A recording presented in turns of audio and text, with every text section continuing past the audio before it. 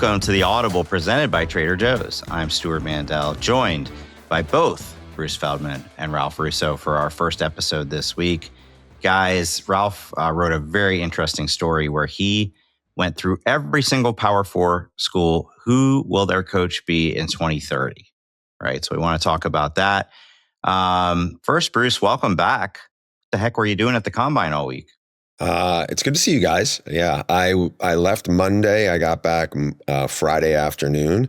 And it's one of my favorite events of the year just because pretty much the whole football world convenes there because you have tons of coaches. You obviously have all the players who are going to be in the draft. You also have a lot of college coaches, but you also have a lot of former college coaches who I haven't seen in a while. So that part is really fun. It's, for me, it's like, how many people can you meet with? It's like, whether it's for breakfast, for lunch, or dinner, and then there's the after hour stuff. So I remember one night, usually there's going to be at least one night where you have to be out till 2 or 3 in the morning. And I found myself talking to an old NFL scout who used to GA at Fresno State, John Middlecoff, and his one of his colleagues, who is now the Saints receivers coach, Keith Williams. And it's 2 in the morning, and I am listening to them talk about the legend of Ryan Matthews at Fresno and what the heck he was doing there. And they're talking about him, and I'm listening to this. And I'm like, yeah, I remember him being good, but they're talking about him like he was Jim Brown and just dominating really good. People. Yeah. He was really good. And I was like, I kind of was hungover the next morning, and I was like, I know he had a good NFL career. And then I was like, oh my God, he was like a top 12 pick in the NFL. I forgot he was that good, but it was like those conversations about the legend of Pat Hill. And I felt like at some point I was the patron saint of receivers coaches and D-line coaches in the back of the bar that night. So that's the stuff I love. You get a bunch of interesting stories. I mean, one of the stories somebody told me early in the week was they already started doing interviews, and there was a lineman who I guess his weight is going to be a big concern. And as he does well in the interview, they like his personality, but they have some food in the interview room because the coaches and scouts are going to be nibbling or whatever. And as this they're guy's there for leaving, a long time. Yeah.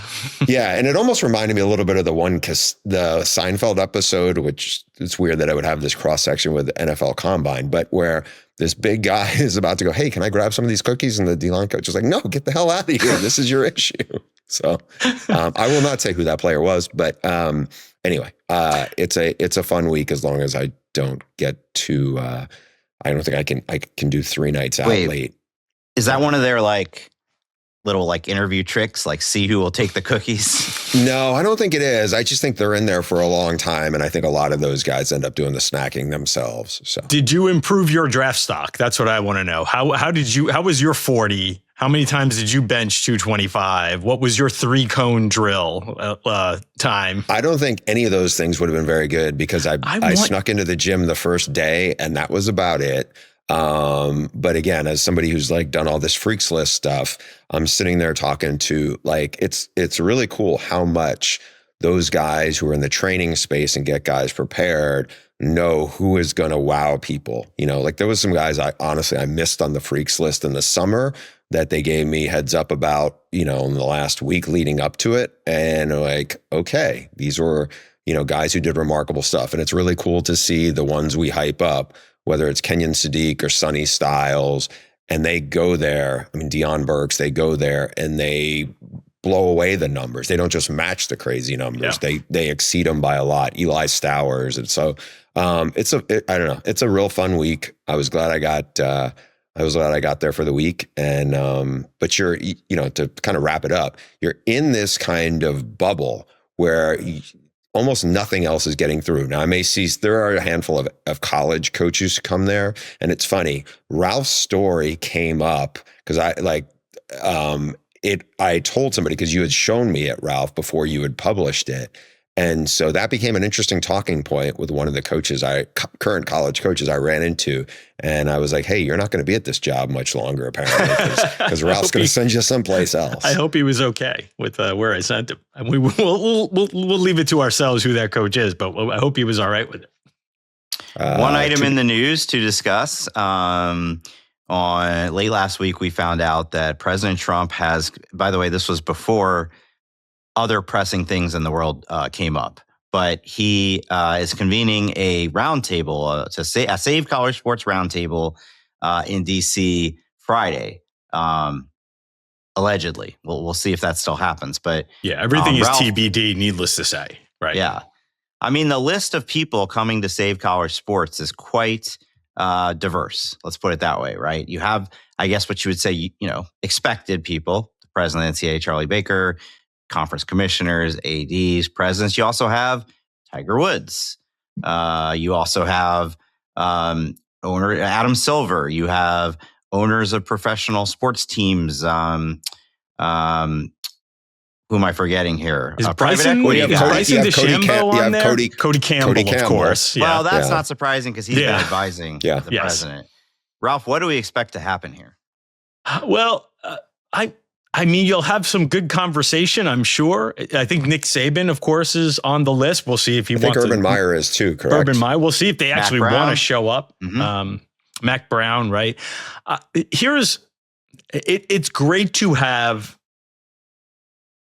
smart people, people who have been in the business talking about possible solutions. But we have had people talking about possible solutions for 5 years.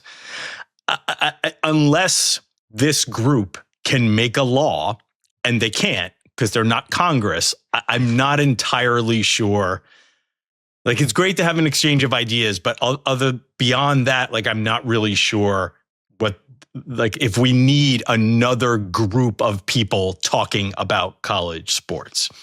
Again, I guess it can't hurt, but ultimately the only thing that's really going to help here, Stu, is a law, and these guys can't pass a law, and gals, right? I think Condoleezza Rice, might be part of it because she tends to be part of these things when they pop up, talking about college sports and sports in general. So it's all well and good, and we appreciate. In some ways, it's good that the president is interested in this because maybe it will help move along things in Congress. That's a possibility, but they need a law, and these guys can't make a law. Of course, I think one of the takeaways was, and granted, this list is fluid, it could change, but as of now, there are no actual current college athletes on the list, and actually, there's no current college football coaches. There's former college football coaches. So you got all these, very important people, distinguished people who are going to talk about what is best for college sports today, but you're not including the people who are actually on the ground experiencing it. We're living it. Yep. Yeah. Wouldn't you want to know, one of the things that will assuredly come up, right, is employment and collective bargaining. And should we maybe ask the athletes if they want that, right? Should we ask the athletes what their experience is with NIL before we go blowing it up? So, again, I don't know who came up with the list. I don't know what the criteria are. I don't know why Tiger Woods is on it. Good for him. Condoleezza Rice is on it, right? So, we'll see. I do hope it happens, right? I mean, I realize there's more important things going on right now, but if nothing else, it'll be really interesting to see where things go coming out of that. Can I just throw one more thing out here before we wrap up? And this conversation comes up a lot about college sports needs a commissioner. And maybe it does. Maybe a commissioner structure, a little bit more like a pro league structure, would be helpful. But I feel like when people say that, they're not actually saying college sports needs a commissioner. They're saying college sports needs a king or a dictator, right? Like college sports, literally somebody, one person who will simply decide everything. Like you and Jason Kirk, right? Over the weekend, you guys put out 10 commandments of college football. And here are the things that we would change and we would set in stone. And that would be good. And they were great ideas. But I think that this idea that college sports, we're very frustrated because college sports is sort of this unruly structure with a lot of opinions and a lot of different priorities and a lot of different places. And that is very frustrating. But I think when people say, yeah, we need a commissioner, they're just saying, we just need one person who will decide everything. And then we'll force whatever that person decides onto the whole structure, which, by the way, is totally impossible. So I think that some of the conversation around how college sports can be fixed becomes silly because it misses the point that like you can't just have one person deciding everything. And frankly, that's really not the way professional commissioners work either. That's a misunderstanding of what a professional sports commissioner does as well. Adam Silver and Roger Goodell don't single-handedly set the rules like the owners do.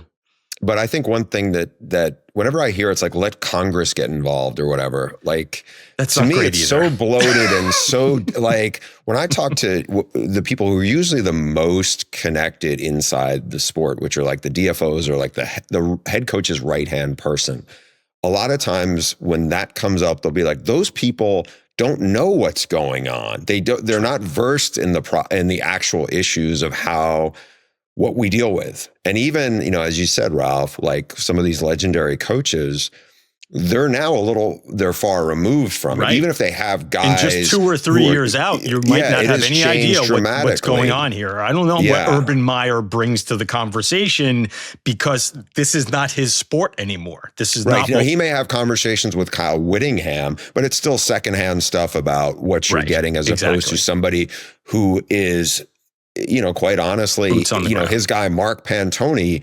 who is his recruiting coordinator at Florida and all the way at Ohio State, he's way more plugged in to be sharing the realities of this. So the one of the things that's come up when Antonio Morales and I are doing this coaching survey, and somebody had kind of chimed in with one of the biggest things, this person's a DPP at a power conference school, director of player personnel. And he said, if I could change anything, we would have transparency when it comes to contracts, because the agents lie about everything. And then you're just, because they're trying to reset the market, and you want to go to a school and be like, hey, are you really offering so-and-so this much money? Because if you are, okay, we're not paying that for him. But if you aren't, like, this really changes how we approach it. And because there isn't this, you get all this bluffing. And it's funny because when I was at Indiana at the Combine, I think it was like my last night there, I ran into two GMs or guys who were in those roles who were in the same conference. And one of them said, hey, we'd love to know, can we share notes about some of this, about what goes on? And I think that creates its own problem. I'm not saying that's the biggest problem in college football, but that is a very big problem in college football. Yeah. The only issue with that, though, Bruce, is yes, a lot of those people are very well informed on the realities on the ground. The issue there is there are all kinds of legal issues tied to creating these changes and creating a more transparent system that, frankly, we know a lot of the DFOs and people like that, they're not really positioned to do that. Like, we really do need lawmakers. I'm not saying that. Involved. I'm talking about, I think you're talking about the overarching issue of the lawmakers. I'm talking about the actual issue of transparency. And there needs to be sort of like this melding of like the people who know what's going on and then creating an avenue to make it legal, right? And that's where the lawyers come involved. So it makes it tricky. But, I'm sure the lunch will be great on Friday if they do manage to have this meeting. All right, we're going to take a quick break, and when we come back, we're going to get into who will be the coach at your school in 2030. And we're back. Ralph, you had a very interesting story late last week on The Athletic. The headline is, who will be coaching your school in 2030, predicting every Power 4 football program's head man. That seems like a lot of work, first of all, but also, like, how do you, what's the thought process? How do we get to that list? Yeah. So Matt Brown, one of our great editors here, this was his idea and it got funneled to me. And I was like, that's crazy. That's ridiculous. That's impossible. I will absolutely do that. Right. Like this sounds like a ton of fun. And I think the first step in arranging the thoughts is to let go of the idea that you're trying to be correct. Right. Because it really is impossible. Like, I mean, you will, if you want, bookmark this, come back in August of 2030 or February of 2030, and we'll see all the things I was wrong about. Like, but it's too much changes in college football. 4 or 5 years is a lifetime in college football. And here's an example of that. So I picked James Laurinaitis, who's currently the linebackers coach at Ohio State, former Ohio State great, to be the next the Ohio State head coach in 2030. And again, that seems like a big jump. He's not even a coordinator now, but and Bruce can, I think, vouch for this too. He's well thought of in the industry. And I think that people could see him being a head coach someday. And that's one of the things I was trying to bring to the process of like, let's mention some people who 5 years from now are probably going to be or could be head coaches. Some names that you might not think of this cycle, but down the road. Think of the way generally jobs open and pop up. What's the history of this job? How much turnover there might be? So, and again, it's so hard to think of what college football will even look like in 4 years. Think of it this way. Ryan Day, 5 years before he became the Ohio State coach, was the offensive coordinator for a 7-6 BC team. Who would have thought in 2021, somebody would have said Ryan Day is going to be the head coach of Ohio State. And apparently he's getting fired in the next 5 years, according to your scenario here. But what I said, I think what I wrote was something to the effect of like, Day knocks out a national championship, maybe 2 more. He either decides to go live on a beach or try the NFL. Because that's the other thing too. It's like, it's not necessarily, this guy's going to get fired. It's, could somebody leave for another job, go to the NFL, just retire, who knows what. There's just so many different ways things can go. So the key here was to approach this as more, this should be fun. You should get some info from it, but it's not about necessarily being right. I enjoyed it, Ralph. I know Stu is going to find fault.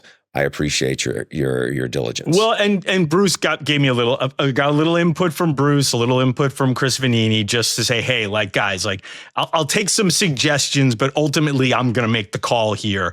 Help me gather some thoughts, if you will. But and just for the record, for the next time you visit Pitt, Vanini and I had no input on showing Pat Narduzzi the door. That was all right. Again, he'll have been there 17 years, possibly. Okay. Paisan, what are you doing? I don't have objections because, like Ralph said, this is not a prediction. He's not trying to get these things right. It's a fun little thought exercise. But there are some, interesting dominoes in here, starting first and foremost with, I think we all agree USC has been stuck with Lincoln Riley. There's no way out, it seems like, but you have Lincoln going to Texas Tech, where he has a logical connection. So then who goes to USC? You have Kalen DeBoer going to USC from Alabama. And then who goes to Alabama? John Sumrall, who hasn't even coached a game yet at Florida. Right. Take us through that. All right. So there's some logic behind this idea that not that Joey McGuire has done a bad job, because I got a lot of heat from Texas Tech people like, what are you getting rid of Joey McGuire for? How is he's done a great job. Again, folks, a lot of guys who do a great job 4 years later are out of their job. And I wonder, with the expectations being so high at Texas Tech right now, if he can't break through, can't win a playoff game, maybe, doesn't quite live up to where they want to be, if the folks at Texas Tech and Cody Campbell and people with a lot of money there might say, hey, let's maybe bring Lincoln Riley home, right? If there's one place that could pay Lincoln Riley that kind of money, that would replicate what he makes at USC, maybe it's Texas Tech looking for a way to get over the hump that maybe they feel like Joey McGuire can't. So move Lincoln down to Texas Tech. Again, one of the things that's very hard, you try to connect an athletic director with a coach, but these athletic directors turn over so much. Who knows if Jen Cohen is still going to be the athletic director at USC in 2, 3, 4 years. However, Jen Cohen hired Kalen DeBoer at Washington. That worked out really well. I could certainly see her, if she was in need of a coach, to look towards Kalen DeBoer. Do I think Kalen DeBoer is on the hot seat at Alabama this year? No, I do not. Just to be very clear about that. However, it hasn't totally clicked. And sometimes it's hard, right? It's hard for the guy who replaces the legend. So would it be outlandish to think that maybe that's not a long-term relationship and somewhere in the next couple of years, not that he gets fired, but the situation becomes like, hey, this isn't really working out like we hoped. Maybe I would have I would be better off trying something else. I could see that at Alabama. And it was tough. With Alabama, I was like, maybe Brent Key, he's from Alabama, if I remember correctly. But is he going to have that much success at Georgia Tech to land a big job like that? And, again, I landed on John Summerall, and mostly just to start a conversation about, is Alabama a better job than Florida? Would Alabama be a better job than Florida in 2030? Now, wait a minute. You really don't think Kalen DeBoer's on the hot seat at all after the way last season ended, which was on top of the way the season before ended? Well, define hot seat, Stu. Like, I don't think his AD is sitting there thinking, I might have to fire this guy. No, because I think they're hoping, that they'll have a good season, right? I guess I would put it at like mildly warm, but if it's, they're going to be a very young team, right? So if they struggle, I don't know. I'm not predicting it by any means, but I also wouldn't just like dismiss it out of hand. The simple fact that you introduced it is the reason why I don't think Kalen DeBoer might be there a long time. Let's put it that way. I want to pivot to an interesting one. Not that the coach who just got there, and this is Michigan, a blue blood program. You have Kyle Whittingham. I wouldn't be surprised if Kyle Whittingham's not there 5 years from now, right? Because he was almost ready to walk off into the sunset in Salt Lake City. Whether he does really well or doesn't do great in Ann Arbor, 5 years is a long time, especially, he'll be, I don't know if he'll be 71 at that point. Yeah, heading into 71. It's the who lands in Ann Arbor next. You have Bob Chesney, who has done a really good job at a lot of small schools, including most recently at JMU. He just took the UCLA job. That's again, I think he's a good coach. I think this is going to be, can he win enough at UCLA where it's going to be hard, I think to be able to be the guy at Michigan, he's going to need to win the way Jim Mora won when they were in the Pac-12 / maybe even Pac-10. I don't know if it changed by that point. When USC was on heavy NCAA sanctions, by the way. That's when Mora really had it rolling and won a bunch. The other thing that's going to be, and I don't want to get too far in the weeds in this because this gets ugly here in a minute, but the biggest booster they got, the guy the UCLA football facility is named for, is Casey Wasserman, who is, mentioned in the Epstein files. That is a really sticky thing. So if you're UCLA, you're not Texas, you're not Alabama, you're certainly not Michigan, where you have all these football boosters lined up and make a big commitment. You certainly don't have Cody Campbell there, in Westwood. Does that make this UCLA job even harder, now than it seemed to be 3 months ago when the hiring process was going? So I don't know. That's what I wondered about. Yeah, you're totally true. It's everything you said is right. I think Chesney seems to be on a path to landing a very big job. That his career arc is moving in that. He's been very successful at every level. And you're right. I think I even wrote in the story, this could be, what the trepidation I have of putting him there is it assumes a level of success at UCLA that UCLA might not be able to provide. And what really could end up happening is this could end up creating a detour for Chesney, right? This could be something that slows him down, ends up being a little bit of a speed bump for his career. So I'm high on him, and I also think of it from this perspective, though. Lower the bar a little bit. USC has been sort of so screwed up. Maybe it doesn't take huge levels of success. You mean UCLA?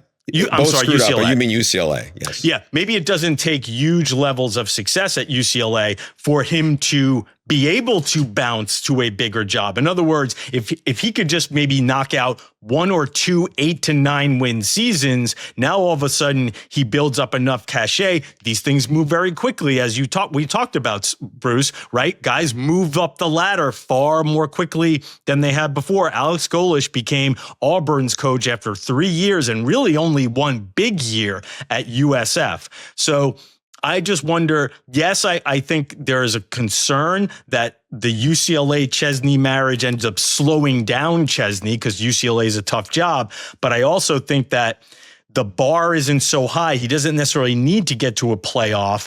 But if he does well there, gets some momentum there, the timing with Kyle Whittingham being an older guy who might not necessarily be a long-term solution, I could see it clicking and working out, the timing being perfect where Chesney has a big year, the job comes open, and then he bounces to a bigger job. I want to ask you about this because when you mentioned about a coach getting stuck in this like pivot point job where it's like the next move, there's an interesting one in also in the Big Ten, and it is Luke Fickell, who a couple of years ago, he leads Cincinnati to the playoff. He is definitely a rising star. And look, I'm with you on James Laurinaitis. I could see him as Ohio State's head coach. But Luke Fickell was a guy at some point. It was like, okay, it could be Notre Dame when he's at Cincinnati, Notre Dame, Penn State, or Ohio State. Those felt like the three schools that he was going to be ready to go to. And then, they make a big move in Madison. Paul Chryst won a bunch of games. They ran him out of there. And then Fickell ends up there. And it feels like he's stuck. I mean, this is a big year for him, obviously. You have him going back home, but not to to a different back home. Yeah. Listen, I couldn't resist the idea of him landing back in Cincinnati. I don't think the Scott Satterfield Cincinnati relationship has felt tenuous for a couple of years now. So I don't think that's a long-term solution. What will be interesting is if Wisconsin does take off this year, right? They didn't fire Fickell so they can invest in the roster. And now they feel like they're getting in the game in Wisconsin. And maybe he does turn it around. Maybe it does click this year. And all of a sudden, instead of being a coach who took a detour from stardom, he's back on track to being one of those type of coaches. I don't know. I'm a little skeptical. They're in a bit of a hole there. The schedule lightens up a little bit, but you're right. Like, I think Fickell is a good example of this guy whose his trajectory seemed to be going straight up. And then all of a sudden you get into a job where maybe they're not ready for the changes in college football. They can't keep up in terms of spending and investing, and it derails him. So I have him heading back to Cincinnati sometime in the next couple of years and being the Cincinnati coach in 2030. I've been theorizing that one for 2 years now, I think. Yeah. It makes too much sense. So I think up until maybe last season, we all thought Dabo Swinney is still untouchable at Clemson. I think last season was so bad and such a disappointment that now you're starting to think, well, maybe it's not going to happen. Well, you have 2030. You do not believe Dabo will still be the coach of the Clemson Tigers. Interesting choice there as the successor, Rhett Lashlee from SMU. So two interesting parts. Again, we're trying to make you think about some things, not just about the names, but more about the bigger picture here. Big picture one, do you really think Dabo's going to make it to 2030 at this point?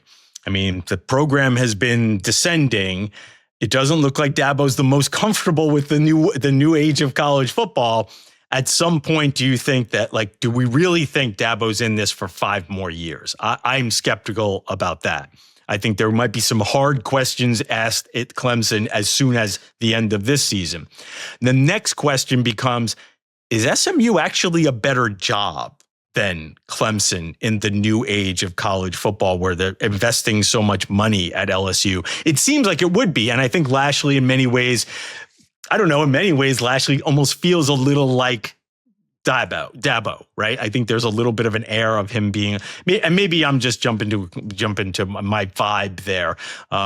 But I do think it's interesting. I think he might be a good fit at that job. I could see him aspiring to a bigger job. Though, frankly, I could see Rhett Lashlee saying, no, I want an SEC job. I'm not going to go parallel into the ACC. But there was something about Lashlee and Dabo, maybe because they had the same agent, that made me think and by the way, that matters sometimes in the way these coaches move a little bit. You will see coaches who, we had a good relationship with this agent last time. I will go back to him to find my next coach. So that's not ADs. You mean ADs, right? Right. An AD will say, "I've had a relationship with this agent, and it worked out pretty well last time." So let's see. I hate that agent. I don't want to deal with him. I'm not dealing with his clients. Yeah, I was a little less revealing in terms of writing that into the story, but that was in the back of my mind in some of these cases. So, but I think the more interesting question there, if you don't think Rhett Lashlee is a good fit at Clemson, is it because that's not a step up anymore? We're going to take a quick break. We've got a few more names to hit after that. All right, Ralph. So earlier when we were talking about Kalen DeBoer, I remember thinking how unusual it'd be, maybe shocking, for a coach at one of the prominent SEC programs to leave for a job outside the SEC. You've got another one. You've got Mike Elko, Texas A&M's Mike Elko, very highly compensated coach, just coming off the playoff, going back to Notre Dame, where he was the defensive coordinator under Brian Kelly. And I would put that also in the question of, is that a better job than the one he has? Yeah, and listen, Mike Elko is a Northeast guy, went to Penn, he spent time at Notre Dame. SEC jobs are hard. A&M is a tough job relative to the fact that the very lofty expectations, who you're competing against, certainly all the resources are there, and certainly he has done a very good job. We know for a fact Penn State made some overtures to Mike Elko. He wasn't going anywhere during a playoff run. That didn't go anywhere.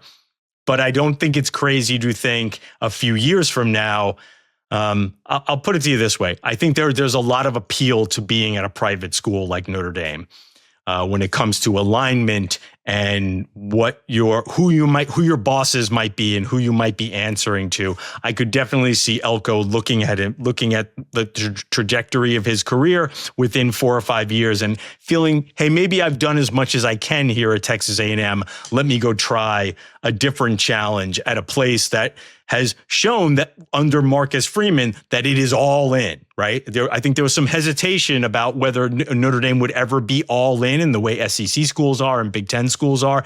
I think Notre Dame has made no bones about the fact that it is very much all in under Marcus Freeman. And of course, it's a nod to the idea that at some point, maybe Marcus will try out this NFL thing. There's been enough chatter there that I kind of feel like at some point, it's not a big stretch to think Marcus might end up in the NFL. Frankly, and people have said, suggested maybe he'd go back to his alma mater of Ohio State. And I almost slid him there, but I decided to go Marcus to the NFL.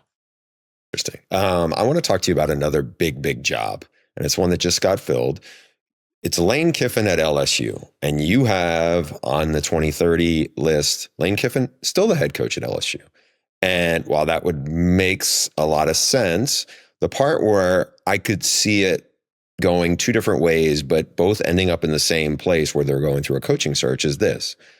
Lane Kiffin does what a lot of folks in coaching and who follow the sport think is going to happen is with these resources, now that he has LSU and with the recruiting base and everything else that including great facilities, awesome home field environment, probably as good, if not better than any other place in the country, that he goes there and he wins a national title. Maybe he wins multiple national titles, right? Except for Brian Kelly, everybody who's coached there in the last 25 years has won a national title. Now, the part about it is if he doesn't win in 5 years, and if he doesn't get close, Brian Kelly didn't get close, and they ran him out of there. They spent a bunch of money to get rid of him. Now, I think we all agree that Lane Kiffin's probably a better fit than Brian Kelly was in Baton Rouge. But this is the part I do wonder about. Lane Kiffin's nature has always been to look to the next big thing and what's around the corner. Does Lane Kiffin win a national title in the first 4 years? And then does he now all of a sudden have the NFL where, again, that's what he grew up in. His dad was one of the greatest assistant coaches in the history of the NFL. Lane Kiffin obviously didn't have a great run with the Raiders and Al Davis, but he knows the NFL world still, and he's been there before. Does he look at the next big thing and go, you know what? I don't want to deal with having my players be a free agent every year. I don't want to deal with all this other drama. Take me to the NFL where it's just football. Does he do that? So it's like, I think he can work out for LSU where he ends up winning the national title, but just doesn't stay long.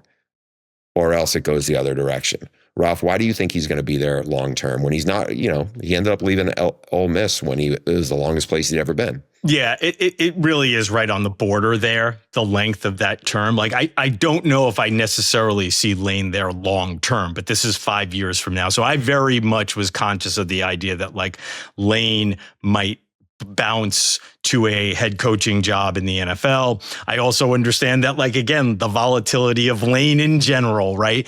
Would he be interested in the Alabama job after winning? I don't think so. I think that the reason why I guess I was confident in leaving Lane at LSU is I think he'll be successful, and I don't think he will leave for another college job. Right. So if you take those two things, it doesn't seem crazy to think he would get to year, let's see, 26, 27, 28, 29 to year 5. Right. Like, I totally understand. Trust me, it could have gone either way. Definitely could have gone either way. I almost felt like with Lane Kiffin and with Steve Sarkisian, my inclination was to go against this conventional wisdom and keep them in their jobs. I think most people would have thought, oh, well, Sark might end up back in the NFL too. So my pivot against conventional wisdom with those two was to keep them where they were going, where they are for 5 years, even though what you're saying is absolutely spot on. I feel like I'm having another moment like the one during the season where you go, I can't see a coach leaving and I'm like, really? I'm having another really moment with Lane Kiffin, and here it is. I cannot imagine an NFL franchise would hire him as their head coach. I realized for a couple reasons. One, I realized, Raiders was a long time ago, but it could not have gone any worse. But also, like, the NFL as a league, as a whole, does not like controversy, is all about conformity and the shield. And you hire Lane Kiffin, you might get a really good coach, but you're going to get the Twitter stuff and the distractions. And like, it just doesn't feel like, you can get away with that in the SEC. Stu, owners do what owners want to do. Urban got hired. He had no connection to the NFL. I'm not even saying it's about connection to the NFL or not. It's about he's going to do all this stuff that distracts from the business of the NFL. Yeah, I get that, though. I do think NFL Lane would be different from college football Lane, right? I just think it's the nature of the beast where you don't necessarily have to be so online.